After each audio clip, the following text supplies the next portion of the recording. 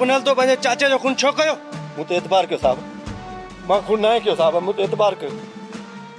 मां कूड़ नथो ॻाल्हायां, तव्हां मूं ते एतबार छो नथा कयो साहब? मां चयो ॿुधा ॿुधा खून तो कयो आहे। न साहब, मां खून न कयो आहे साहब। पुलिस तो के हथियार समेत गिरफ्तार कयो आहे। पुनल इहो बि कूड़ आहे। अञा बि तूं चईं थो त मां पंहिंजे चाचे खे न मारियो आहे। साहब, मां तव्हांखे केतिरा भेरा चयो आहे त साहब मां खून न कयो, मां खून न कयो। तो खून न कयो त पोइ कंहिं खून कयो आहे? साहब, शेरू खून कयो आहे। शेरू? हाँ साहब, शेरू खून कयो आहे। चाचे शान खे शेरू मारियो आहे। मां चवां तो सची ॿुधाए, न त जिस्म ते खल लही वेंदई।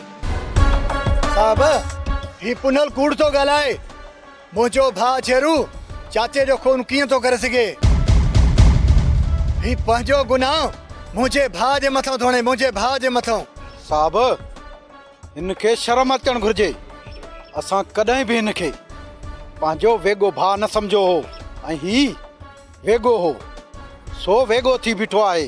पुनल, पुलिस तो के हथियार समेत गिरफ्तार कयो आहे ऐं तूं चईं थो त मां चाचे जो खून नाहे कयो। ॾोहारी वरी मुंहिंजे भाउ शेरू खे थो करे। खून करी तूं ऐं खून जो इल्ज़ाम असांजे भाउ मथां। वॾो को निमक हराम आहीं पुनल। सूबेदार साहब, ॿुधे थो न खूनी जा इल्ज़ाम। चाचो असां लाइ छपर छा हुयो? साहब, बाबा जे मरण खां पोइ चाचो शाहन असांजो पीउ बणिजी असांजो सहारो थियो। साहब, चाचे कॾहिं असांखे अहसासु न ॾियारियो हुयो त उन जा पुट न, असां उन जा भाटिया आहियूं। ऐं हिन बेरहम कातिल पंहिंजे पीउ बराबरि चाचे जो खून करे छॾियो। साहब, हाणे त हिनखे भाउ चवंदे शर्म थो अचे। हिनखे सख़्त खां सख़्त सज़ा ॾिनी वञे। दातल खान, तव्हां बेफ़िक्र थियो। कानून कॾहिं बि खूनीअ सां का बि रिआयत कोन कंदो। ऐं ॿी ॻाल्हि त ही को असां वटि पहिरियों केस कोन्हे जेको असां हल करे न सघूं। असां वटि त अहिड़ा खूनी ॿिनि लठियुनि खां पोइ तोते वांगुरु ॿोलींदा आहिनि।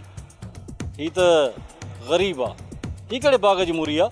साहब, मूं पंहिंजे चाचे जो खून न कयो साहब, मूं ते एतबार कयो साहब। मां चवां तो बस कर। खूनी जा पुट हिन मोतबर खून न कयो आहे, बाक़ी कंहिं कयो आहे? लॻे थो तूं पंहिंजो सॼण न आहीं। शेरू इहो खून कयो आहे साहब। मां घड़ी घड़ी चवां थो शेरू इहो खून कयो आहे।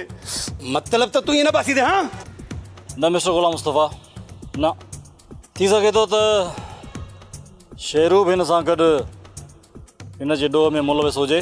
पर साहब, ॾिसो दातल खान, मां तव्हांजी इज़त थो कयां, बाक़ी शेरू को मस्जिद जो कख न आहे जेको हिन ॾोह में मुलविस न हुजे।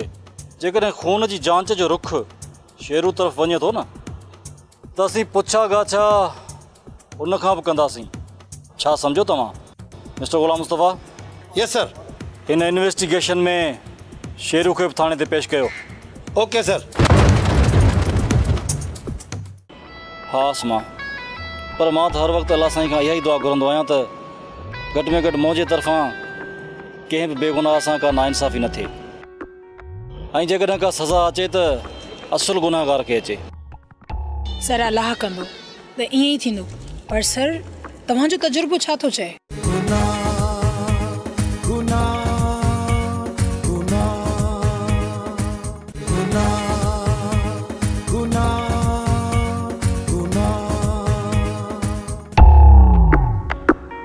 आसमां, पुनल ऐं ससीअ जो मसइलो ॾींहों ॾींहुं पेचीदा थींदो पियो वञे ऐं मां ॾाढो परेशान आहियां त किथे मूंखां का नाइंसाफ़ी न थी वञे।